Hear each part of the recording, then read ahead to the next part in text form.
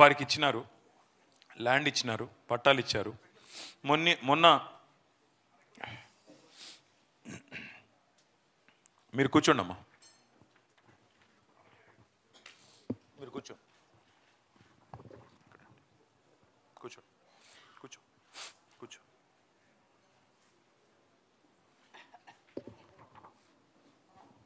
అమ్మకు ఇటు కూర్చో. చాలు చాలు చాలు, మీరు కూర్చో. అమ్మా పోచమ్మా, అమ్మ నువ్వు నిలబడమ్మా, పక్కన నిలబడు. మీరు చెప్పండి మీకు ఎప్పుడు వచ్చింది పట్టా? మాకు పిల్లలు కావద్దని ఆపరేషన్ చేసి ఇచ్చారు మా పెద్దలకు. ఎప్పుడు ఇచ్చారు? ఏ టైంలో ఇచ్చారు మీకు? ఎన్ని ఏళ్ళు అయిందో సార్?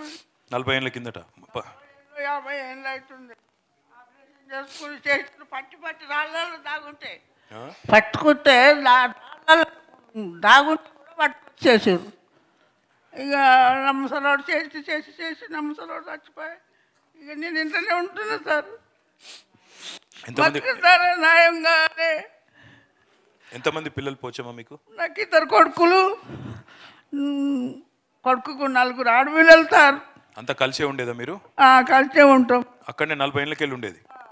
ఎప్పుడు వచ్చారు మీరు? ఈ హైడ్రా వాళ్ళు, బుల్డోజర్ వాళ్ళు ఎప్పుడు వచ్చి కొట్టి? మాది 10 పీడీలో ఊరు సార్, కొత్తగూడెము. 10 పీడీలో ఊరు అయితే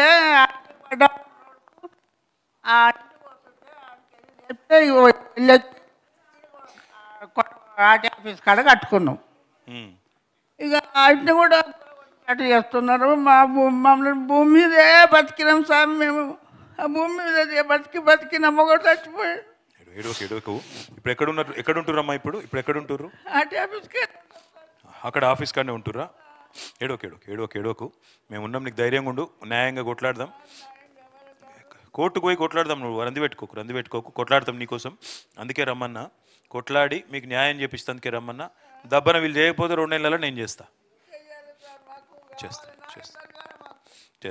పోచమ్మా. కొడుకులు చచ్చిపోయినా 40 ఏళ్ళ కిందట వాళ్ళకు ఇందిరమ్మ పట్టాలు ఇచ్చింది. కుటుంబ నియంత్రణ ఆపరేషన్లు బల్మీట్కి చేసి. కళ్ళు కనబడయా? ఏం పేరమ్మా? లింగమ్మ. మీకు ఎప్పుడు ఇచ్చినారు పట్టాలు? పట్టాలు ఇచ్చింది మాకు అది లేదు సారు. ఏదో ఎన్నడు ఇచ్చిరో ఎక్కడ అనుకున్నాం, బతికినాం. ఆపరేషన్లు చేసుకుంటేనే ఇచ్చిర్రు. ఫ్యామిలీ ప్లానింగ్, పిల్లలు పుట్టకుండా చేసిర్రు. ఆపరేషన్లు చేసుకుంటే ఇచ్చిర్రు సార్. నా 2 పిల్లలు చచ్చిపోయారు. పిల్లలు ఉన్నారు, పెళ్ళి కాని పిల్లలు. వచ్చి పిల్లలు చచ్చిపోయారు సార్. నా 2 కొడుకులు. ఏం చేయాలి? ఎక్కడ ఉంటున్నావు లింగమ్మ? అన్నీ ఆర్టీ ఆఫీస్ కానీ ఉంటాం. ఆర్టీ ఆఫీస్ కానీ ఉన్నారు. ఇల్లు కూడా కొట్టిరు మొత్తం. దాన్ని గుడిసేసుకున్నారా? ఏం చేసారు మరి? గుడిసెలకి ఏమేలేం కానీ అలుక్కున్నాం, బతికినాం, మంచిగానే చేసుకున్నాం సార్. కూరగాయలు అమ్ముకున్నాం, చేసినాము. చేసి ఇట్లా చేసిరు సార్ మా బతుకు.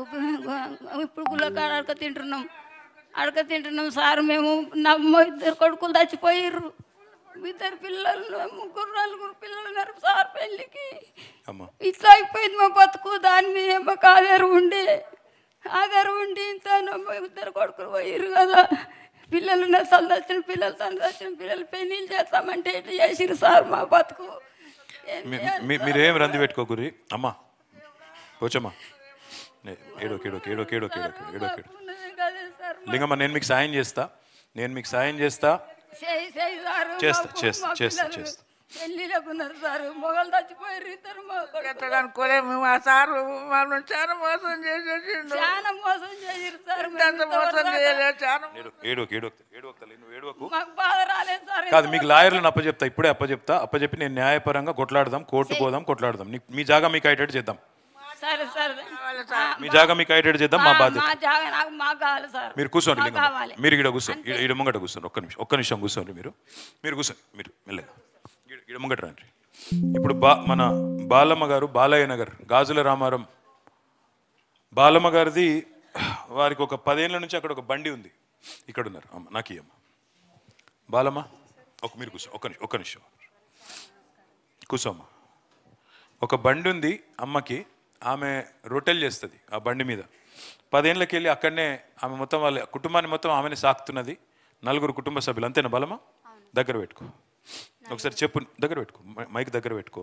ఇంట్లో ఎంతమంది ఉంటారు బాలమ్మ? 2 బిడ్డలు, మా ఆయన, నేను సార్. ఇద్దరు బిడ్డలు మా ఆయన నేను. మీరు ఎప్పటి నుంచి చేస్తారు ఆడ బండి? ఎప్పటి నుంచి నడుపుతారు? 1999 నుంచి సార్. 99 అంటే 26 ఏళ్ళకి. బండి అంటే ఇప్పుడు మిషన్లు బంద్ అయిన నుంచి మేము రొట్టెలు చేసుకున్నాము. అంతకుముందు కంకర మిషన్ల దగ్గర పని చేసినాం. కంకర మిషన్ల దగ్గర పని చేసుకుంటూ వాళ్ళు వాళ్ళు బెందడు కొడితే మేము టిప్పర్లలో నింపినాం. తర్వాత వాళ్ళు కంకర కొడితే మేము కంకర గంపలలో వేసి ట్రాక్టర్లో లోడ్ చేసినాం. అట్లా మిషన్లు నడిచినన్ని రోజులు అట్లా కాలం వెళ్ళదీసినాం. అప్పుడంతా మేము కోరిని నమ్ముకొనే బతికినాం. అదొక చేను మాదిరిగా ఇప్పుడున్న గుడిసెలు కూలగొట్టిన ఇండ్లని మాకు ఇండ్లుగా మేము ఒక ఊరులాగా బతికినాం. అన్ని కుల వర్గాలు ఉన్నాయి సార్ అక్కడ. మేమంతా కలిసి బతికినాం. ఇప్పుడు వర్షం పడితే పిడుగు పడ్డట్లు ఈ హైడ్రా వచ్చి మాకు ఇంత అన్యాయం చేసింది. అయితే ఇది జరుగుతుందని